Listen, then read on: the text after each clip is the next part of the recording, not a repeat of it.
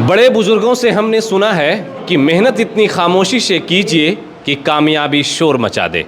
बिल्कुल पटना के फुलवारी शरीफ में हूँ और हमारे साथ ये दो शख्सियत, एक है इंजीनियर परवेज़ नदीम साहब तो दूसरे शादाब परवेज़ भाई। पता ही होगा, पहले भी आपने हमारे चैनल पे इन दोनों शख्सियत का कहीं ना कहीं दीदार किया होगा, कभी न कभी इन्हें देखा होगा। एजुकेशन अड्डा एक नाम जो जानते हैं, हमारे चैनल पर हर बार आपके सामने आता है, एजुकेशन अड्डा। जी हाँ, वही इस एजुकेशन अड्डा के एक नए सेटअप पर मौजूद हूँ। सबसे पहले तो इन्हें मुबारकबाद देना भी ज़रूरी समझ रहा हूँ, क्योंकि जब कोई अच्छी शुरुआत करते हैं, जब कोई एजुकेशन के सेक्टर में बड़ी मेहनत से कुछ बेहतर करने की कोशिश करते हैं, हमारा और आपका ये फ़र्ज़ बनता है, ये दायित्व बनता है कि आप उन्हें मुबारकबाद दीजिए, आप उनके लिए दुआएँ कीजिए, आप उनकी हौसला अफजाई कीजिए। अभी मैं एजुकेशन अड्डा में नहीं, एजुकेशन अड्डा का एक और अलग चीज़, एक और नया सेटअप जिसका नाम है लाइब्रेरी अड्डा। लाइब्रेरी अड्डा नाम सुनते ही आपके जहन में एक सवाल कौन रहा होगा, एक सवाल चल रहा होगा कि आखिर यहाँ पर क्या होगा। क्या ये पुस्तकालय है, यहाँ पर लाइब्रेरी है? तो बिल्कुल मैं बता दूँ, एक जो स्टडी रूम होती है जहाँ पर बच्चे आते हैं, खुद को प्रिपेयर करते हैं, काफ़ी देर तक बैठते हैं, स्टडी करते हैं, तैयारी करते हैं अपने एग्ज़ाम को लेकर, अपनी प्रिपरेशन, वो सारी चीज़ें। आज ही इसकी शुरुआत हुई है पटना के फुलवारी शरीफ में। और अभी मैं देख रहा था यहाँ पर शुरुआत जब हो रहे थे, इनके अब्बा जान, वो जब इन्होंने फ़ीता काटा तो वो काफ़ी इमोशनल थे बेटे की एक और कामयाबी पर। आखिर हो भी क्यों ना, एक बाप चाहता भी यही है कि हर दिन हमारा बच्चा कहीं ना कहीं नई ऊंचाइयों को छुए, बच्चा हमेशा तरक्की करे। एजुकेशन अड्डा जिसे आज देश में जाना जा रहा है, ऑनलाइन के माध्यम से बच्चे तैयारी कर रहे हैं, एजुकेशन अड्डा ऐप से जुड़ रहे हैं, एजुकेशन अड्डा के ऑनलाइन क्लासेज को ले रहे हैं। और वो अलीगढ़ मुस्लिम यूनिवर्सिटी हो, चाहे जामिया मिलिया इस्लामिया हो, वहाँ पर के जो एंट्रेंस एग्ज़ाम होते हैं 6th के, 9th के, 11th के, उनमें यहाँ से पढ़कर वो बच्चे सिलेक्ट हो रहे हैं। अब और एजुकेशन अड्डा की एक नई शुरुआत। चलिए इन लोगों से बात करेंगे और इन लोगों से समझेंगे आखिर क्यों एजुकेशन अड्डा लगातार नई नई चीज़ों को लेकर सामने आ रही हैं। कुछ दिन पहले हमने ये भी आपको दिखाया था कि एजुकेशन अड्डा जो कि पटना में रहकर सारी चीज़ इन्होंने इस्टेब्लिश की, पटना से इन्होंने क्लास ओपन किया और 4 साल में हज़ारों हजार बच्चों को AMU और JMI तक पहुँचाने में कामयाब हुए। अब लाइब्रेरी लेकर आए हैं, लेकिन इनका एक और मिशन है, वो है मिशन सर सैयद। उसके तहत वो ठीक अपने पैतृक गाँव पटना से 250 किलोमीटर की दूरी पर एक शहर है भागलपुर, एक ज़िला है भागलपुर ज़िला के सनहौला प्रखंड का एक गांव है चकहमजा। वहां पर इन्होंने अपना एक नया इंडो इस्लामिक स्कूल की जो है फाउंडेशन वो रख दी है और वो बनकर तैयार होने ही वाला है। वहाँ पर बच्चे को और बेहतर तरीके से इंडो इस्लामिक एजुकेशन जो होती है वो प्रोवाइड करेंगे। वक्त जो मांग कर रही है उस हिसाब से वो सारी चीज़ें, आज इनकी कामयाबी, आज इनकी एक और शुरुआत, आज इनकी एक और अच्छी। और कहते हैं एजुकेशन के सेक्टर में जब कोई इस तरीके का काम करे उसे प्रमोट करने की ज़रूरत है, क्योंकि इन लोगों से मिलकर, इन लोगों के पास आकर, इन लोगों से जुड़कर काफ़ी लोगों ने सफलता हासिल की है। बात शुरुआत सबसे पहले करेंगे हम परवेज़ नदीम भाई से, क्योंकि एजुकेशन अड्डा के फाउंडर यही वो शख्स हैं जिन्होंने एजुकेशन अड्डा की शुरुआत की थी। मैंने पहले भी बताया था कि एक टूटे फ़ोन, एक टूटे मोबाइल से इन्होंने शुरुआत की थी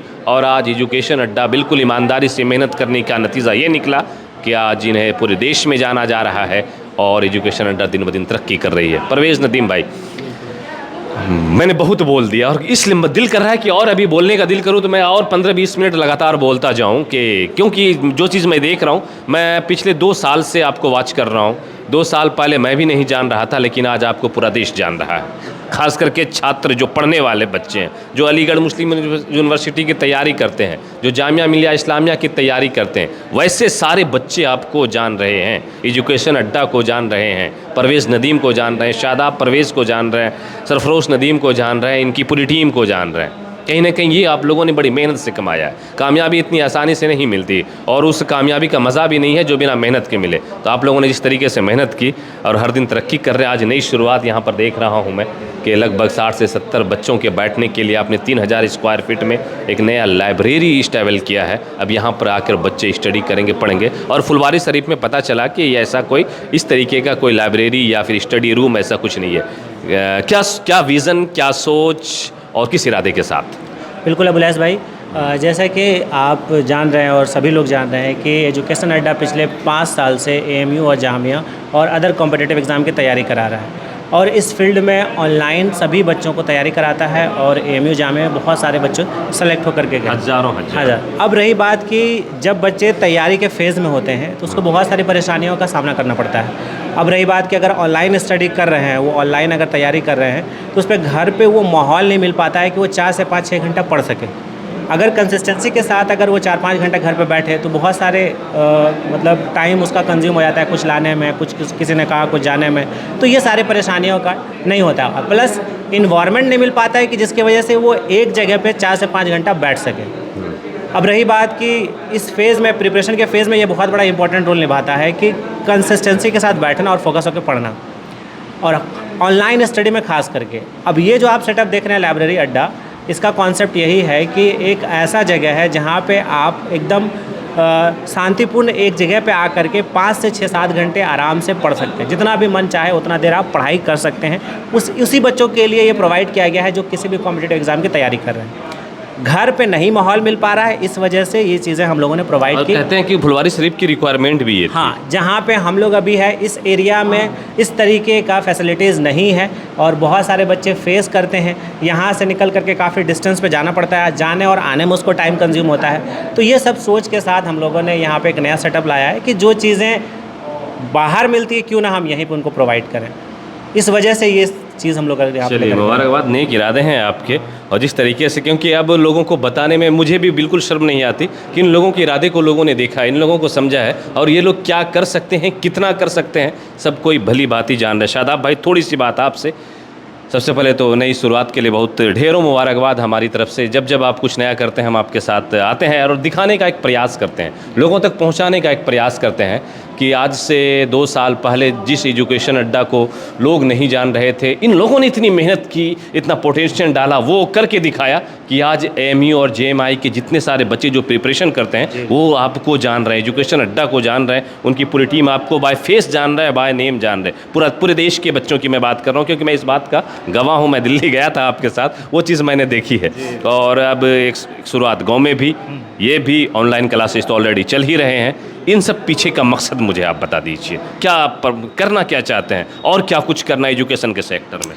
देखिए, जाहिर सी बात है कि मैं जिस चमन से आया हूँ उसका अभी तक हम लोगों ने 0.001% भी नहीं किया है। अलीगढ़ मुस्लिम यूनिवर्सिटी। बिल्कुल बिल्कुल, आपने देखा होगा अभी ऑफिस में सर सैयद अहमद खान का पोर्ट्रेट हमने लगाया है। बिल्कुल, वो वो इसलिए नहीं लगाया है कि मैं दिखा रहा हूँ कि मैं जो है इन्हीं के रास्ते पे चल रहा हूँ, बल्कि मैं इसलिए लगाया हूँ ताकि मैं खुद उनको रोज़ देखूँ और अपना मकसद ना भूलूँ। कहने का मतलब ये है कि सर सैयद अहमद खान का मकसद ही यही था। उन्होंने अपनी ज़िंदगी की सारी खुशियाँ कुर्बान कर दी।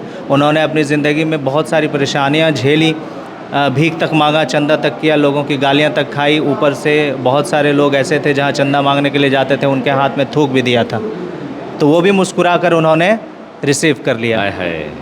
इतनी सारी चीज़ों को झेलते हुए उन्होंने एक इतनी बड़ी यूनिवर्सिटी कायम की, अलीगढ़ मुस्लिम यूनिवर्सिटी, और उस यूनिवर्सिटी से पढ़ कर के हज़ारों लाखों बच्चे आज दुनिया के कोने कोने में जा कर के अपना नाम रोशन कर रहा है, अपने ख़ानदान, अपने माँ बाप, देश का नाम रोशन कर रहा है।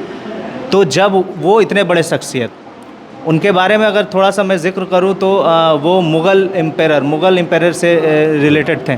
उनके फादर जो थे अकबर शाह द्वितीय के दरबार में उनका असिस्टेंट थे, वज़ीर समझ लीजिए, पर्सनल एडवाइज़र समझ लीजिए। तो इनका माली हालत बहुत अच्छा था, लेकिन वालिद के इंतकाल के बाद वो सारी ऐशो आराम वाली ज़िंदगी जो है वो धीरे धीरे कम होना शुरू हो गया। तो उन्होंने अपनी ऐशो आराम ज़िंदगी ना चुन करके हम लोगों के लिए फ़र्स्ट मुस्लिम सोशल रिफॉर्मर के नाम से जाना जाता है, सर सैयद अहमद ख़ान। तो कहने वाली बात यह है, जब उन्होंने हम लोगों के लिए सोचा, अपने लिए नहीं सोचा, तो हम लोग थोड़ा बहुत भी अगर उनके रास्ते पे चलेंगे तो अपने लोगों के लिए, अपने बच्चों के लिए, अपने देश के भविष्य के लिए जो है बहुत सारी चीज़ें हो जाएंगी। तो थोड़ा थोड़ा कदम हम जैसे जैसे हो रहा है वैसे वैसे उठा रहे हैं, कभी ऑनलाइन प्लेटफॉर्म की शक्ल में, तो कभी स्कूल की शक्ल में, तो कभी लाइब्रेरी की शक्ल में। तो ये तो समझ लीजिए, मैं हर बार अपने बच्चों को भी जब क्लास में पढ़ाता हूँ ना, तो मैं एक ही बात बोलता हूँ कि ये तो एक पन्ना था, अभी पूरी किताब बाकी है। तो अभी तो बहुत कुछ अभी है, अभी बहुत कुछ है। धीरे धीरे जैसे जैसे ऊपर वाला कराने वाला, हम लोग कोई नहीं है। तो जैसे जैसे गाइड होता रहेगा वैसे वैसे टाइम टू टाइम सारी चीज़ें आती रहेंगी, जिससे देखिए education is a weapon to change the world. तो जब तक बच्चों को एजुकेशन नहीं देंगे तब तक कुछ हो नहीं सकता है। शिक्षा से ही सब कुछ हो सकता है। बंदूक से नहीं होगा, लाठी से नहीं होगा, तलवार से नहीं होगा, लेकिन एजुकेशन से हो जाएगा। और हम लोग अपने बच्चों को एजुकेशन से ही दूर ले जा रहे हैं। तो सबसे पहले एजुकेशन, और हमारी कुरान की तो पहली आयत ही है इकरा, पढ़ो। तो जब पहली आयत भी बोल रही है तो दैट मीन्स कुछ तो है।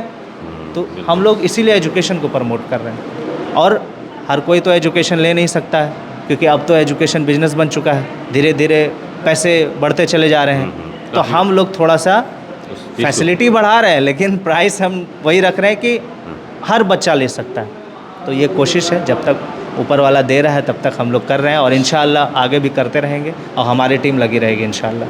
चलिए, बस इनका विज़न, इनका मकसद सबने सुन लिया कि क्यों इतनी मेहनत किए जा रहे हैं, इनका मकसद क्या है, इनका विज़न क्या है। एजुकेशन अड्डा क्यों लगातार जो है नई नई कोशिशें कर रही है, और देखिए ना लोगों की दुआएं, इनकी लगन, इनकी मेहनत, इनकी ईमानदारी, इनकी हर कोशिश में कामयाबी कहीं ना कहीं अता कर रही है। अब भी दुआ कीजिए एजुकेशन अड्डा के लिए। कहते हैं कि हर कामयाब मर्द के पीछे औरत का हाथ ज़रूर होता है, और मैं देख भी रहा हूँ कि लगातार जब से आप लोगों ने शुरुआत की है, रहनुमा मैम वो आपके साथ साथ हैं, आपकी वाइफ भी हैं, और वो आपके साथ साथ आपको किस तरीके से आगे लेकर जाना है उस रास्ते को दिखाने वाले भी हैं कहीं ना कहीं। क्या कहेंगे रहनुमा मैम, लगातार आप लोग नए नए क्रिएटिव तरीके की सोच लेकर, कभी एजुकेशन अड्डा ऑनलाइन क्लासेज जिसका परचम पूरे देश में लहरा जाता है, पूरे देश के बच्चे आपसे जुड़कर पढ़ने लगते हैं। अभी ये देख लीजिए आप, लाइब्रेरी अड्डा, इंडो इस्लामिक स्कूल, ये सारी चीज़ें हैं, और सर की मेहनत, आपकी मेहनत, क्या कुछ सोच कर चल रहे हैं? जैसे कि हम सभी लोग जानते हैं कि आजकल एजुकेशन बहुत ज़्यादा वैल्यूबल हो गया है। इनफैक्ट बहुत छोटे बच्चों या बड़े हों, आप अगर एजुकेशन लेते हैं तो ये होता है कि आप हर एक फील्ड में आगे बढ़ सकते हैं।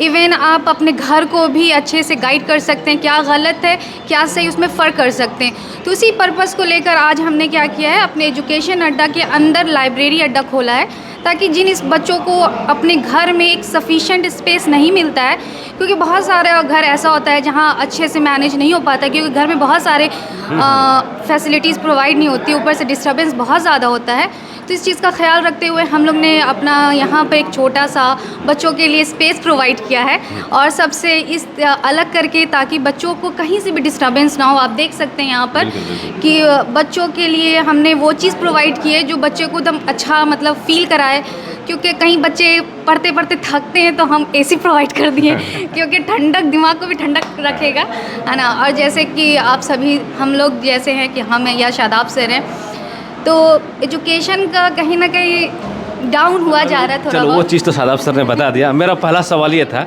कि एक मर्द की कामयाबी के पीछे औरत का कितना हाथ होता है? नहीं, मेरा कहानी थोड़ा उल्टा है। अच्छा। हाँ, हमारे कामयाबी के पीछे शादाब सर के बहुत बड़ा रोल है। साथ में मतलब साथ ही तो हमें कामयाब इधर हो एक रहे हैं। और लड़का आएगा, हम लोग की टीम है।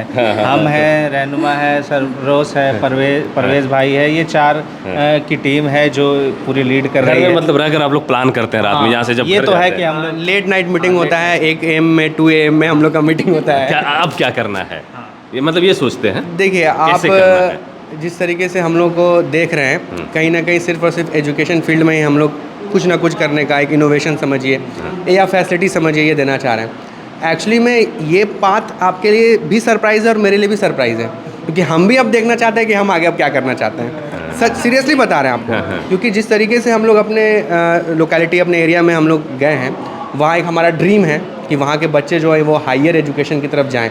उसके लिए हम लोग को जो करना पड़ेगा वो करेंगे। और अगर बात करें लाइब्रेरी अड्डा की, तो यहाँ तो हम लोग भाई फीचर्स देने के लिए हर समय हर पल, अब 24 घंटे आपके लिए हम लोग अवेलेबल हो गए हैं। आप 24 घंटे आइए, रात के 12 बजे आइए, सुबह 6 बजे तक हम आपको यहाँ दिखेंगे, यहाँ आपको बैठ करके मोटिवेट करते रहेंगे।